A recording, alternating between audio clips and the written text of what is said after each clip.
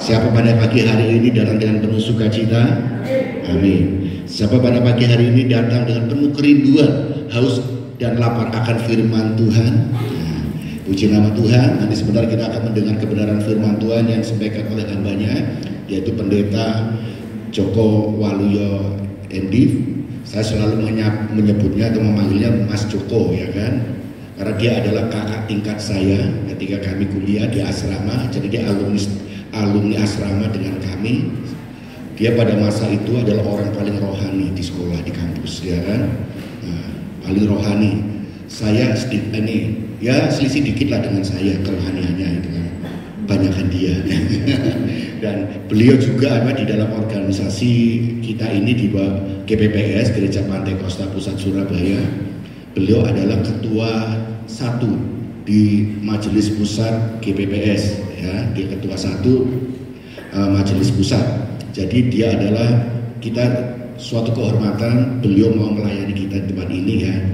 Kita ini gereja yang di bawah GP Sawahan, anggap aja pos BI-nya, tetapi beliau mau melayani kita. Dan Ibu Bapak dengarkan kebenaran firman yang disampaikan. Beliau dari jauh, dari Bojonegoro. Tadi baru tiba jam 7:04, kita langsung menuju ke sini. Satu kehormatan. Oleh karena itu Ibu Bapak tolong yang bawa handphone diperiksa lagi, tolong di silent, ya, diperiksa untuk silent ataupun di mute pesawat. Dan kita jangan ngobrol satu dengan yang lain, fokus kebenaran firman Tuhan. Supaya apa? Kita datang dari jauh, kita datang dari rumah, mungkin ada yang jalan kaki, naik sepeda, naik motor, naik mobil, atau naik angkutan umum, tidak sia-sia kita mendapatkan berkat yang utuh, ya. Jadi tolong periksa lagi, kemudian di pesawat ataupun silent. Saya tidak akan perpanjang, saya berikan kesempatan untuk hambanya untuk maju ke depan untuk menyampaikan kebenaran firman Tuhan. Silakan.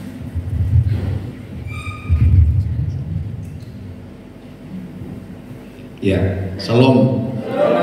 Tadi Pak Rudi sedang beriwayat, menyampaikan riwayat. Begitulah. Jadi biasanya kalau ditinggi-tinggikan, habis itu jatuh. Puji Tuhan, tapi beliau bukan tipikal yang seperti itu. Ya, terima kasih Pak Rudi sebagai hamba Tuhan yang mempercayakan saya untuk menyampaikan firman Tuhan. Ketika saya SMA, saya pernah juga ibadah di tempat ini. Waktu itu ada kunjungan kaum muda GPPS Tuban di GPPS Kaliasin. Kalau tidak salah ibadahnya Sabtu. Ya. Di beberapa saya lihat ikut paduan suara juga di GPPS Sawahan dan terlibat di dalam pelayanan-pelayanan yang mempengaruhi GPPS seluruh Indonesia. Puji Tuhan. Dari Kaliasin memberkati Indonesia. Amin. Ya. Puji Tuhan. Halo. Ya. Puji Tuhan. Tapi firman Tuhannya apa ini Bapak Ibu sekalian?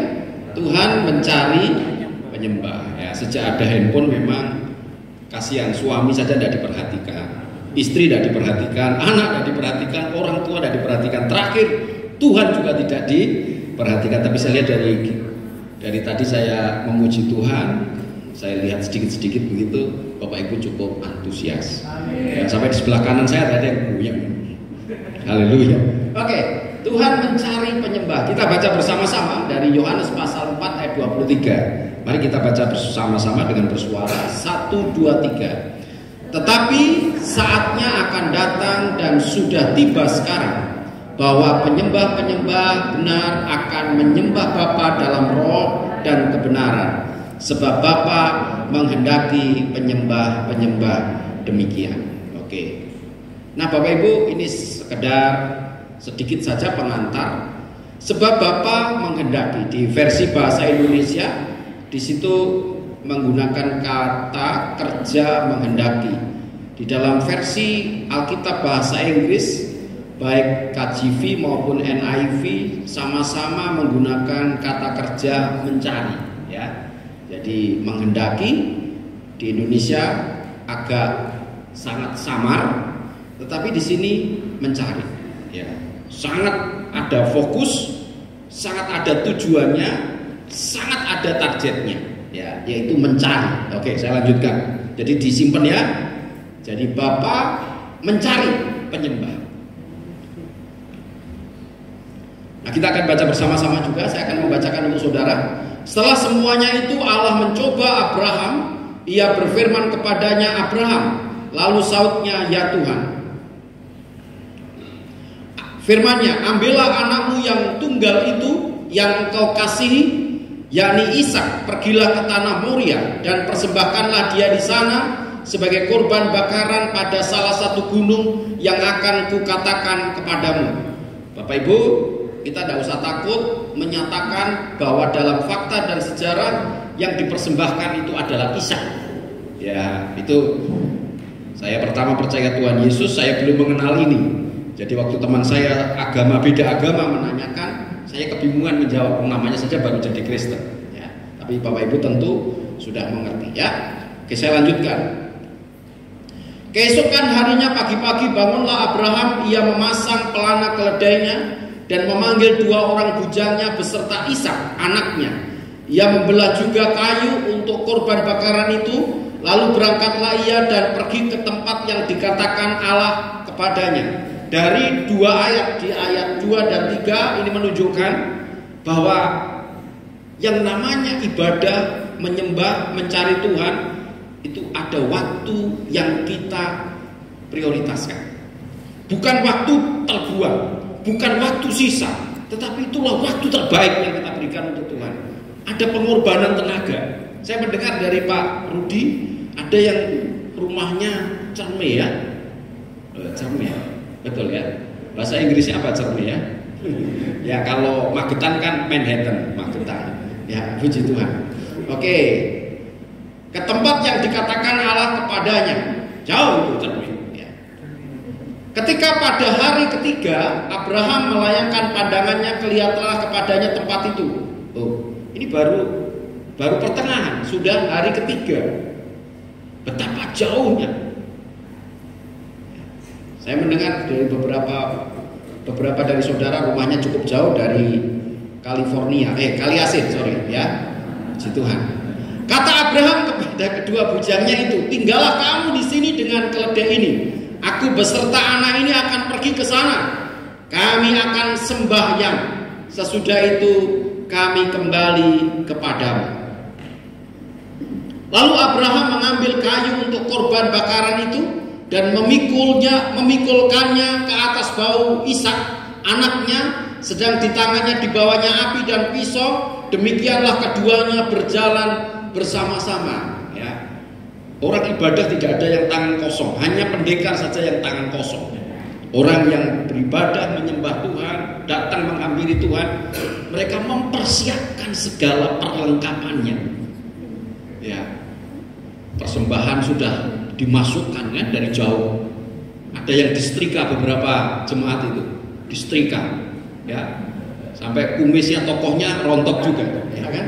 Oke. Nah, lalu berkatalah Ishak kepada Abraham ayahnya, Bapak.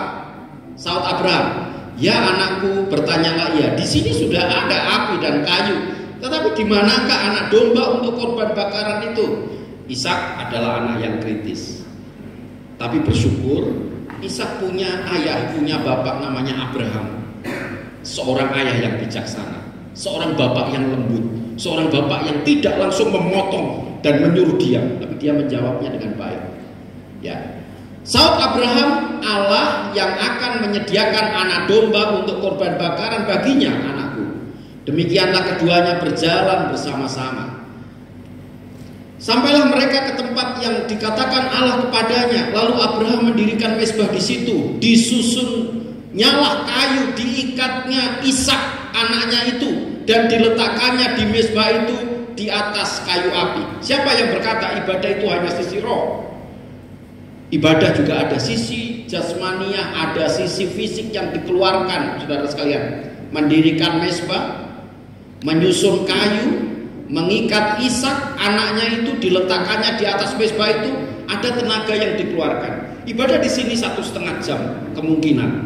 Tapi lihat berhari-hari, beberapa jam yang lalu, beberapa waktu yang lalu sudah ada tenaga-tenaga yang mempersiapkan supaya Bapak Ibu beribadah dengan nyaman. Ada yang memeriksa kabel, ada yang memeriksa ini, supaya apa? Ibadah dilangsungkan dengan penuh sukacita, tidak ada gangguan. Ya, puji Tuhan. Sesudah itu Abraham mengulurkan tangannya lalu mengambil pisau untuk menyembelih anaknya. Ini bukan pura-pura. Abraham betul-betul melakukan, tidak ada kepura-puraan. Abraham tidak sedang melakukan tipuan di hadapan Tuhan. Abraham melakukannya dengan tulus dan sungguh-sungguh. Tetapi berserulah malaikat Tuhan dari langit kepadanya, "Abraham, Abraham." Sautnya, "Ya Tuhan." Lalu ia berfirman, "Jangan bunuh anak itu dan jangan kau apa-apakan dia sebab telah ku ketahui orang pertama tunggal, sebab telah ku ketahui sekarang," menunjuk kepada Tuhan, "bahwa engkau takut akan Allah dan engkau tidak segan-segan untuk menyerahkan anakmu yang tunggal kepadaku." Ya, Tuhan itu menguji kesungguhan Abraham. Dan pada akhirnya Tuhan menemukan Abraham adalah seorang yang sungguh-sungguh. Ada berapa puluh jiwa yang hadir saat ini? Ada yang sungguh-sungguh, ada yang setengah-setengah. Tetapi saya dan Pak Rudi berdoa, saudara didapati sungguh-sungguh. Puji Tuhan. Kata Abraham kepada kedua bujangnya itu, "Tinggallah kamu di sini dengan keledai ini. Aku beserta anak ini akan pergi ke sana. Kami akan sembahyang." Di sini menggunakan worship. "Sesudah itu kami kembali kepadamu." Hari ini Abraham saya ambil sebagai salah satu contoh. Salah satu contoh. Ada banyak contoh tokoh Alkitab. Seorang yang menyembah Tuhan. Penyembah, siapa itu penyembah? Penyembah adalah person, pribadi yang menjalin keintiman dengan Tuhan. Jadi yang namanya penyembah bukan rombongan. Penyembah tidak bisa ikut-ikutan. Penyembah adalah person to person. Seorang kepada seorang. Seorang ciptaan kepada penciptanya. Itulah penyembah. Saudara, ketika memimpin pujian, saya menikmati setiap puji-pujian. Karena apa? Saya sedang person to person. Saya sedang bertatap muka dengan Tuhan yang menciptakan saya. Amin. Ketika kita mengerti ini, saudara akan mengucapkan, saudara akan melafalkan kata-kata terbaik. Saudara akan menyanyi tidak sembrono. Saudara akan menyampaikan dengan terbaik.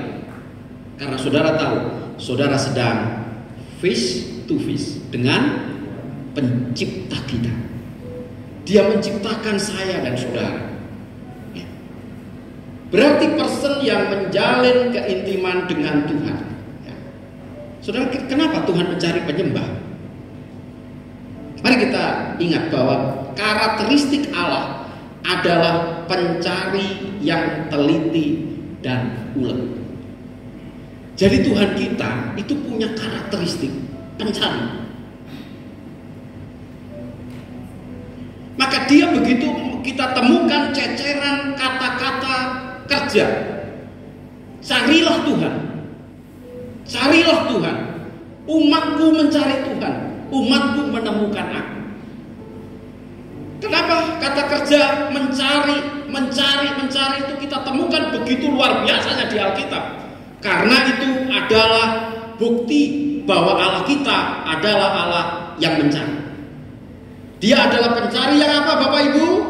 Yang teliti dan ulet. Saudara pasti pernah mencari, ya. Saudara tidak putus asa. Besok kalau hari ini tidak ketemu, besok akan mencarinya. Dan mari kita lihat buktinya. Di dalam Lukas 19 ayat 10, sebab anak manusia datang untuk mencari dan menyelamatkan yang hilang. Ini adalah bahasa simbolik, ini adalah bahasa kiasan tentang mereka yang putus hubungan dengan Tuhan. Dosa membuat mereka terhilang, dosa membuat mereka tidak lagi berada di dalam lingkar hadirat Tuhan. Tetapi itulah Tuhan. Tuhan proaktif mencarinya. Allah kita adalah Allah yang mencari. Bukan kamu yang memilih aku, tetapi akulah yang memilih kamu. Suatu ketika ada salah satu anak kaum muda saya. Di kelas itu dia satu-satunya anak Tuhan. Masih SMA. Dan dia punya satu guru, kalau boleh dibilang fanatis. Saya sendiri pernah menjadi korban fanatisme. Saya dipukul oleh guru saya pakai buku yang tebal. Karena dia tahu bahwa sebelum saya SMA, saya adalah seberang. Dan setelah saya SMA, saya adalah salib. Dan bagaimana dia mencari untuk mewujudkan kedengkian, kebenciannya dia terhadap saya. Ada kesalahan sedikit yang saya lakukan. Dan ada 5 teman juga yang melakukan hal yang sama. Tetapi 5 teman saya lihat hanya pukulannya ringan. Tapi ketika sampai kepada saya, buku yang tebal dia ambil. Untung rahangku tidak protol. Tapi bahasa apa ini? Bahasa ini kali asinnya itu mengos, minger. Dan ketika reuni SMA mungkin 20 tahun kemudian, yang saya cari adalah guru ini. Bukan untuk menyelesaikannya secara jantan, tapi saya sudah mengampuni. Dan saya melihat ketika beliau sakit pangsui itu ya, saya datang, Pak Joko ya, kamu sekarang di mana? Saya pendeta. Untung dia tidak mukul saya lagi. Bapak Ibu, sebab anak manusia datang untuk mencari dan menyelamatkan yang hilang. Nah, kembali ke anak SMA ini ditanya, kenapa kamu jadi Kristen? Jawabannya itu teologis banget. Dia jawab begini, Pak Guru minta maaf, di kitab suci saya ada ayat, bukan kamu yang memilih aku, tapi akulah yang memilih kamu. Hari ini saudara menjadi anaknya, bukan karena saudara mengambil keputusan memilih dia, tapi dari kekekalan dia telah memilih kita. Beri tepuk tangan. Kita dipilih dari segala bangsa, kita dipilih jadi umatnya. Ini kan versinya macam-macam kan. Ada yang versi bangsa, ada yang suku. Waktu di gereja Sawan ada KKR, satunya bangsa, satunya suku. Akhirnya dengan semangat, kita dipilih dari segala bangku. Karena bangsa dan suku. Olehnya harus hati-hati tuh pemimpin pujian, harus sepakat. Karena ada pujian kata-katanya berbeda. Ada yang kudus, ada yang suci. Akhirnya distas juga, pujilah Tuhan, kudus dan suci. Yaitu kita dipilih dari segala bangku. Ya, ada benar juga memang di gereja Sawan waktu itu bangku kan. Nah, sebab anak manusia datang untuk mencari dan menyelamatkan yang hilang. Saudara, di kota tempat Sakeus berkewarganegaraan atau berwarga, ada banyak orang yang lebih layak untuk menjadi pribadi yang diselamatkan oleh Yesus. Tapi Tuhan Yesus mencari yang terhilang dan menemukan seorang yang bernama Sakeus. Hari ini mari ketika saudara berada di sini, itu karena Allah telah menemukan kita.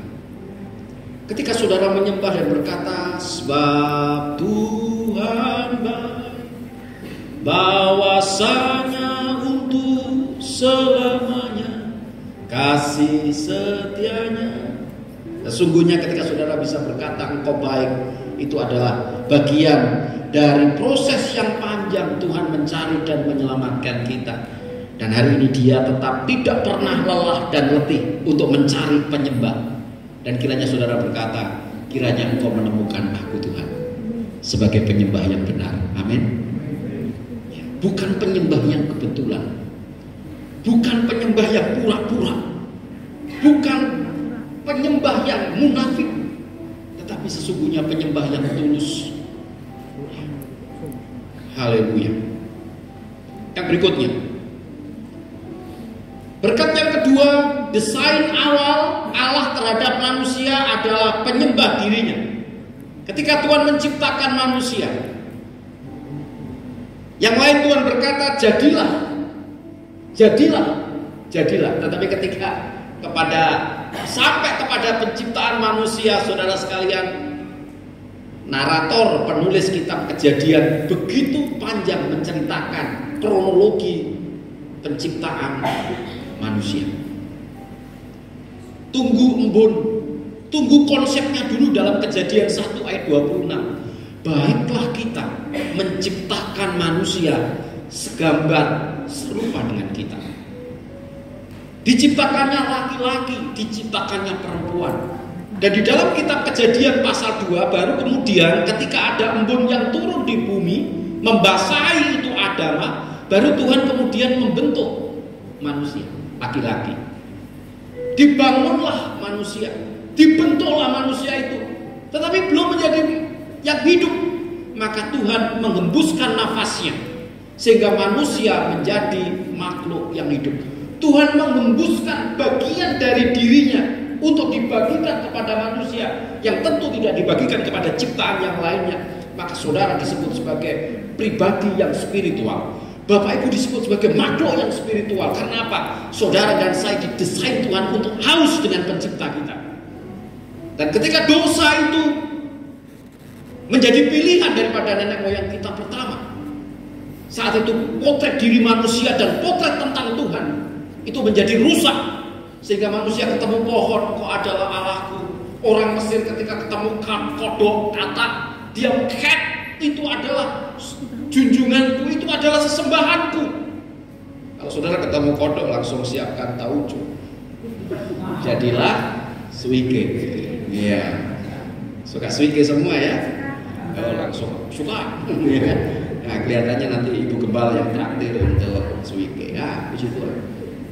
Kalau Pak Rudi tidak suka, ya, tidak suka. Beliau sukanya, ya, yang sehat. Beliau sukanya sekarang mengerti kesehatan, jadi sukanya yang sehat-sehat. Pokoknya semua yang hijau-hijau. Nah itu Pak Rudi ya. Kalau yang kedagingan beliau nggak suka.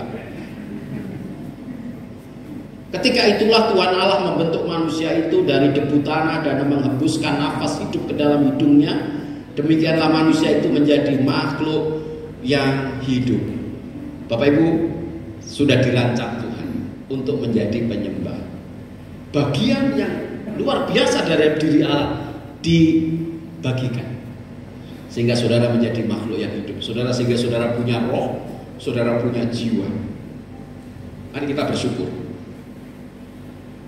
Binatang yang lain punya nafas, makhluk yang lain punya nafas, hanya manusia yang punya roh. Karena disitulah bagian yang terpenting dalam diri Allah dibagikan kepada manusia pertama dan sampai hari ini. Dan saudara bersyukur, saudara telah menemukan siapakah Allah yang benar. Allah yang benar di dalam nama Tuhan Yesus Kristus. Beri tepuk tangan. Mari kita sembah Dia di baitnya yang kudus. Mari kita sembah Dia di rumah kita. Mari kita sembah di tempat kerja. Mari kita permuliakan nama yang ajaib dan yang telah menciptakan kita itu sebagai pusat penyembahan kita. Saudara sekalian yang dikasihi oleh Tuhan, maka ketika kita belajar dalam sejarah gereja, syair-syair, puji-pujian yang dinaikkan kepada Tuhan itu begitu selektif dirumuskan, selektif dipelajari, selektif dibedah oleh para bapak gereja, sehingga itu menjadi pengagungan kepada Tuhan. Kita harus akui bahwa puji-pujian katanya kepada Tuhan hari ini hanya untuk kepentingan konsep, hanya untuk kepentingan adanya rekaman dan sebagainya. Tapi kalau kita belajar dalam sejarah gereja, bahwa puji-pujian itu lahir dari apa? Dari pengalaman, pemahaman, pengenalan terhadap Tuhan antara seorang pribadi yang telah ditebusnya itu kepada Allahnya. Dan puji-pujian itu sampai hari ini menjadi pujian yang begitu abadi. Ketika saudara menyanyi, saudara tanpa sadar kita meneteskan air mata karena kata-katanya begitu mudah. Kata-katanya sangat membimbing kita masuk di dalam gerbang pemahaman dan hadirat Tuhan yang luar biasa. Lagu itu sederhana sekali, dengan alunan musik yang sangat sederhana. Oma-oma tanpa sadar, emak-emak pompong, air apa? Air matanya bukan air liur loh, air. Itulah kata-kata pengagungan.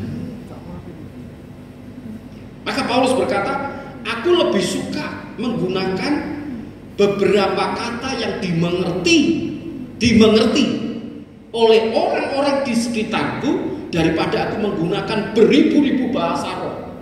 Saya diberi Tuhan karunia bahasa lidah, tapi saya tidak diberi Tuhan karunia menerjemahkan. Maka dalam pertemuan ibadah saya diam sesuai dengan etika dalam 1 Korintus pasal 14. Saya tidak menggunakannya dalam pertemuan ibadah. Saya diberi Tuhan karunia bahasa lidah, tapi saya tidak diberi apa? Karunia menafsirkannya, menerjemahkan. Kalau saya diberi, saya bisa sampaikan dan saudara diberkati dengan hasil terjemahan itu.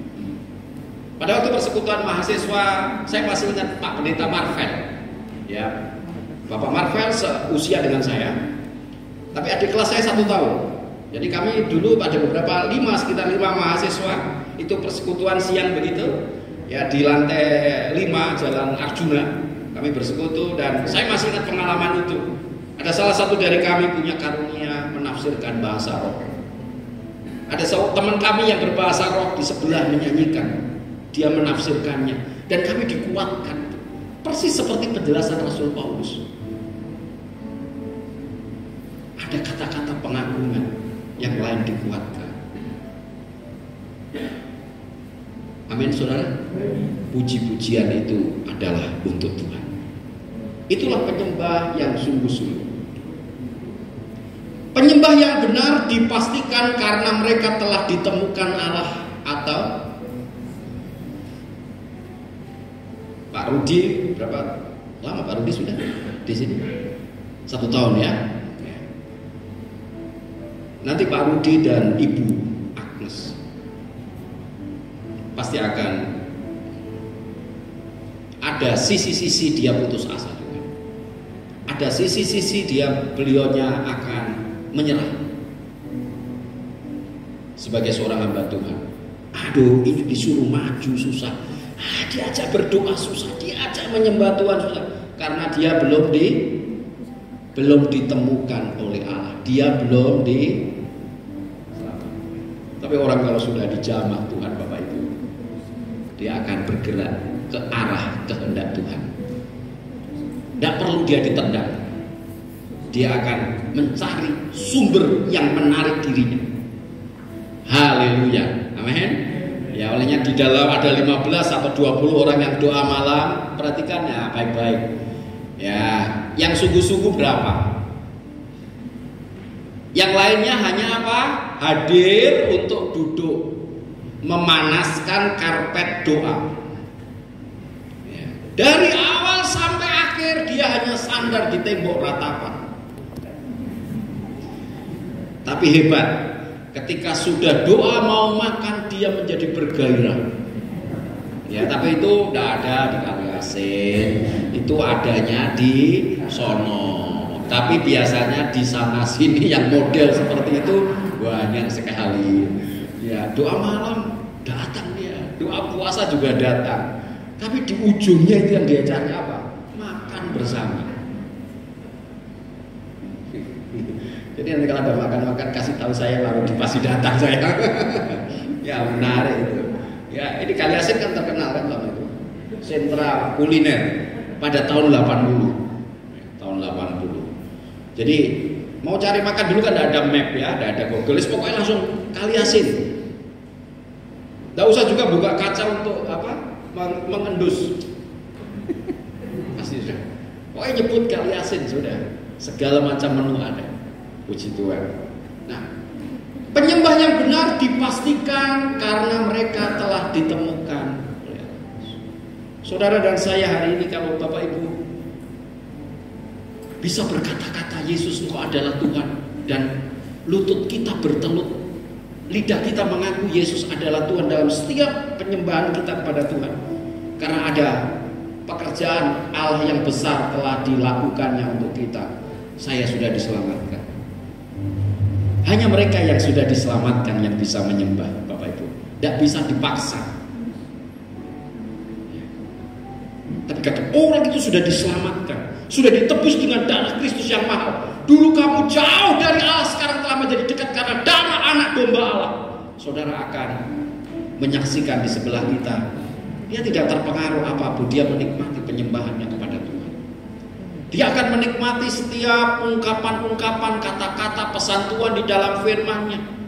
Saya ini kaget, pernah persekutuan dengan hamba Tuhan, pendeta-pendeta semua ini Bapak Ibu, pendeta-pendeta semua, namanya ya pendeta, bukan pendekar, pendeta. Saya melirik, karena firman juga disampaikan rekan pendeta di sana, sebelahnya main game. Saya tolong, oh haleluya, Pak Pendeta main game, untuk dia ada.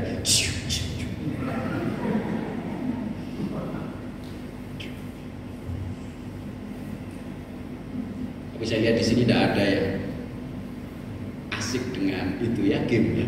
Saya lihat Bapak Ibu. Tapi suka-suka setelah kesindir langsung handphone ditaruh. Matanya Om Joko ngerti lah ya. Tapi Pak Gembala kita telah ada belum? Dari tadi saya lihat handphonenya ditidurkan. Ada di gereja lain itu, siapa yang bawa handphone dimatikan. Akhirnya ada opa-opa tidak mau datang ke gereja itu karena yang bawa handphone dibunuh. Padahal maksudnya handphonenya yang dimatikan. Teknologinya harus pakai kalimat yang benar tadi, betul ya. Di mute. Di mute. Tempat lain dibunuh. Puji Tuhan ya. Jadi penyembah yang benar dipastikan karena mereka telah ditemukan. Saya bisa menyembah Tuhan, menyembah Yesus Kristus. Saya menyadari bahwa ada karya terbesar yang telah menebus saya, mendamaikan saya, membenarkan saya, mengampuni saya, sehingga saya berseru Aba ya Bapa. Hari ini saudara bisa menyembah Dia dalam roh dan kebenaran, karena ada karya terbesar dalam hidupku, pengorbananmu. Iya, terima kasih. Suara saya hari ini agak lumayan enak karena roti tadi pagi enak. Nanti takutnya Bu Rudi terus kasih roti saya. Kalau rotinya nggak enak pasti suara saya juga kurang enak. Jadi roti mempengaruhi juga. Ya, oke, puji Tuhan. Lalu ia berfirman, jangan bunuh anak itu dan jangan kau apa-apakan dia, sebab telah ku ketahui sekarang bahwa engkau takut akan Allah.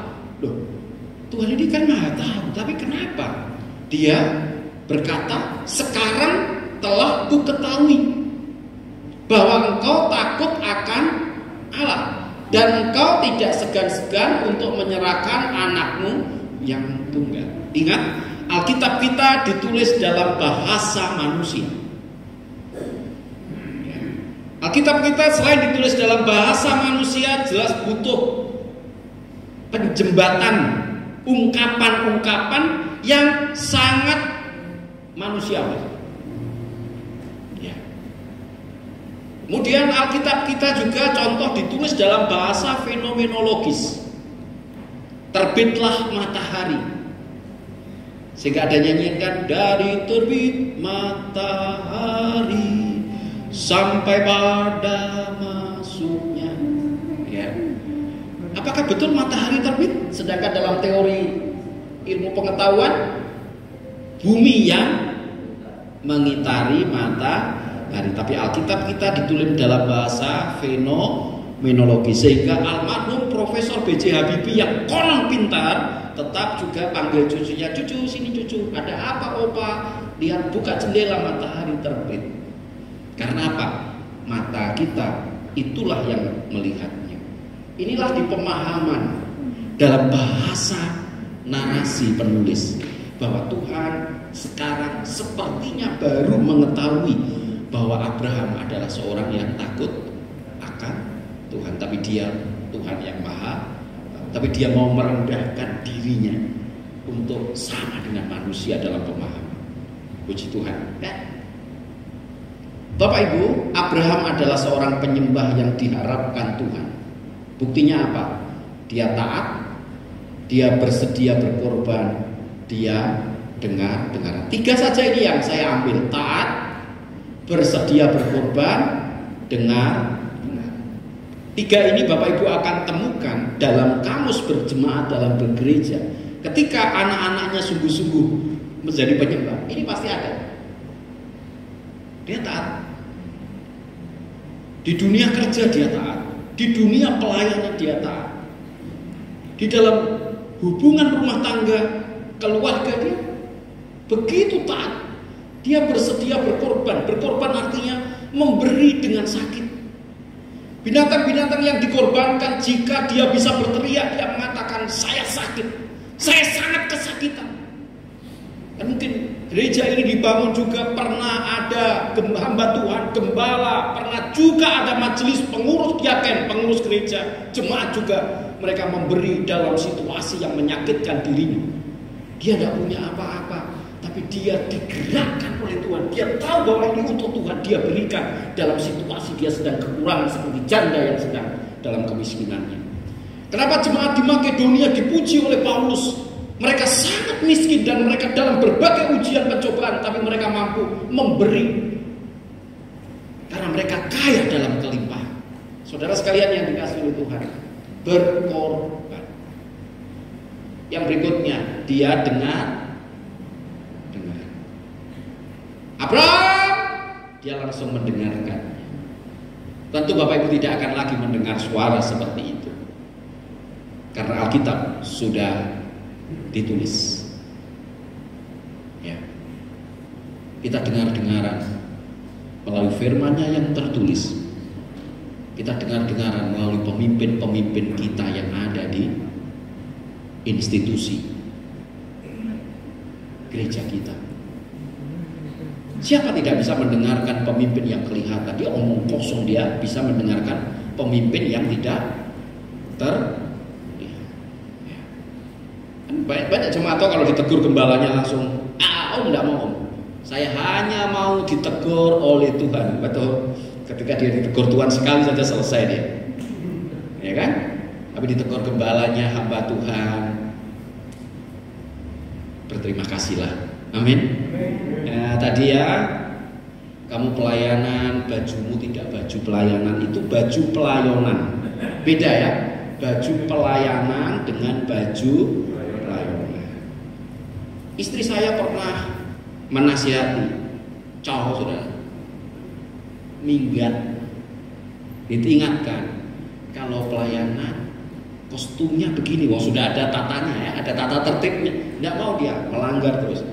Ya pada akhirnya, nah ini contoh kepada pemimpin yang terlihat dia tidak dengar-dengar, omong kosong.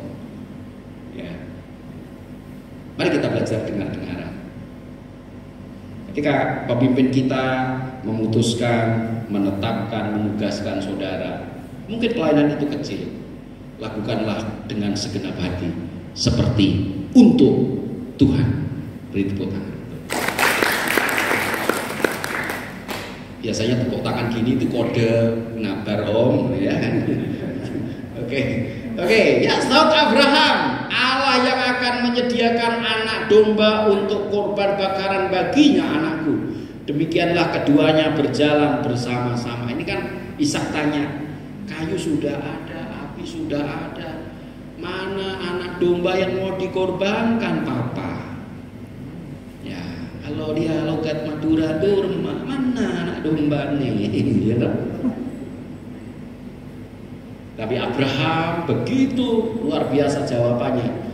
Allah yang akan menyediakan. Dan ini prinsip. Apa yang saudara persembahkan, benihnya itu Tuhan sudah sediakan. Jadi saudara jangan, saya punya, enggak. Ingat, anak domba sudah disediakan.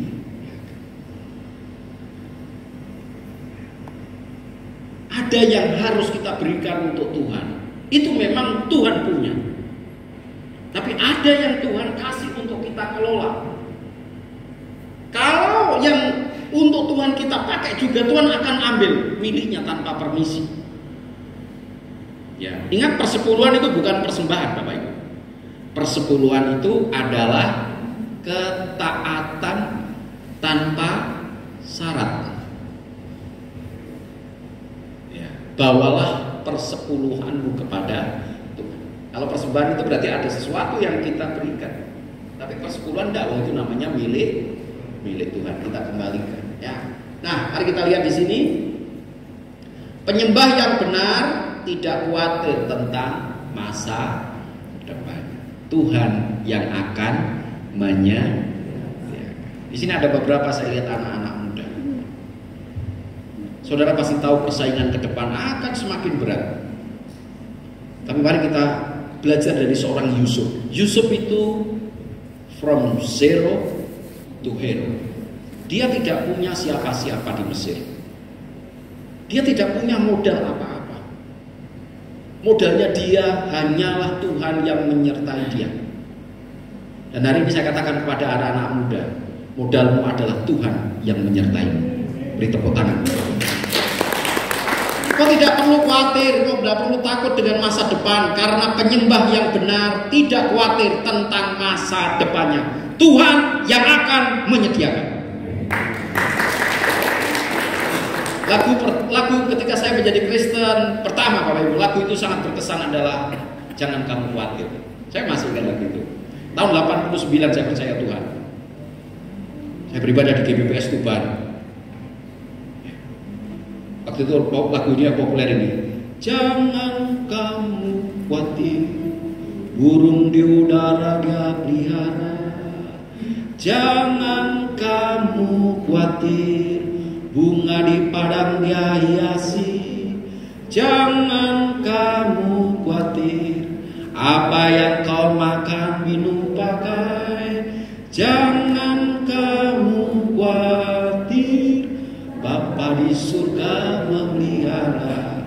Seorang pendeta hamba Tuhan bernama John Stott, ketika engkau khawatir, pergilah keluar di padang dan dengarkanlah pengkhotbah paling lantang, yaitu burung pipit yang tidak punya ladang, tidak punya sawah, tidak pernah menanam, tidak punya lumbung, tapi dia dipelihara oleh Bapa kita di surga. Masa depanmu ada di tangan Tuhan yang telah menebusmu. Masa depanmu ada di tangan Tuhan yang kau sembah dengan tekun. Tuhan Yesus memberkati. Mari kita bangkit berdiri, Bapak Ibu. Saya ingin mengajak Bapak Ibu menyanyi satu pujian lama seperti rusa.